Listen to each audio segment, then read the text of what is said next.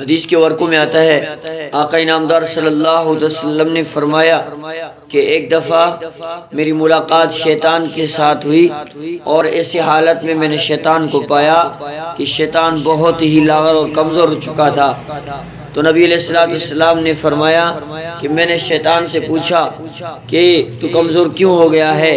تو شیطان کہنے لگا کہ یا رسول اللہ صلی اللہ علیہ وسلم، آپ کی امت کے اندر جو 6 خصلتیں ہیں وہ 6 خصلتیں مجھ سے برداشت نہیں ہوتی، ان 6 خصلتوں نے مجھے سخت رنج اور پریشانی میں ڈال دیا ہے۔ تو نبی علیہ الصلوۃ والسلام نے پوچھا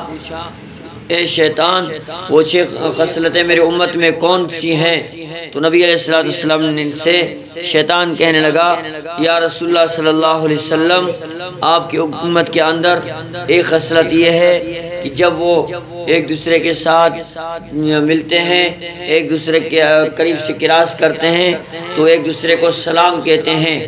اور دوسری خصلت یہ ہے کہ وہ ایک دوسرے کے ساتھ مصافحہ کرتے ہیں، وہ ایک دوسرے کے ساتھ ملاقات کے دوران مصافحہ کرتے ہیں، اور تیسری خصلت یہ ہے کہ جب کوئی کام کرتے ہیں تو اس کام کرنا چاہتے ہیں تو ان کے کرنے سے پہلے وہ انشاءاللہ کہتے ہیں،